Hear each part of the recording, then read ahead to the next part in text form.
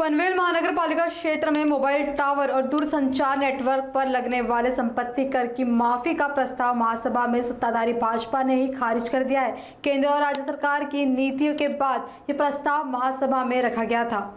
हालांकि mobile tower कंपनियां व्यावसायिक रूप से काम करती है, इसलिए उनका संपत्ति कर माफ करना उचित नहीं है। ऐसी भूमिका महापौर नितिन पाटिल ने रखी। इस बीच मोबाइल टावर कंपनियों पर पनवेल महानगर पालिका का करीब 67 करोड़ रुपए का संपत्ति कर बकाया होने की जानकारी सामने आई है। इस फैसले को लेकर सत्ताधारी भाजपा और पालिका प्रशासन के बीच मतभेद भी सामने आए हैं।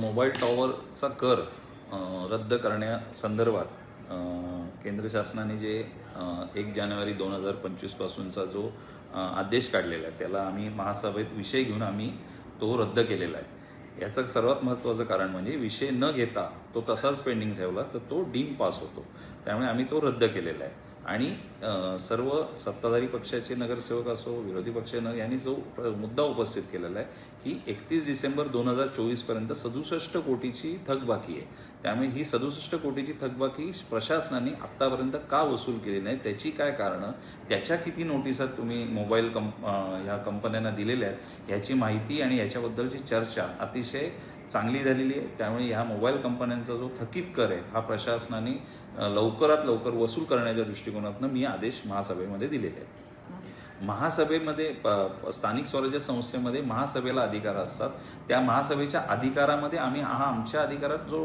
रद्द करण्याचा ठराव केलेला आहे हा ठराव आम्ही शासनाकडे पाठवून देऊ। त्यावर काय निर्णय येतो याची आम्ही वाट बघू, पण आम्ही कडाडून विरोध केलेला आहे। त्याच्या संबंधी कायदेशीर प्रक्रिया काय असेल याची सुद्धा मी माहिती घेऊन त्याप्रमाणे आम्ही लागू, कारण ह्या कंपन्या या व्यवसाय करतात त्यामुळे त्यांचा कर माफ होणं हे योग्य नाही। हे याच्यामध्ये कुठलंही राजकारण आणू नये हे सगळ्या सभागृहाचं मत आहे।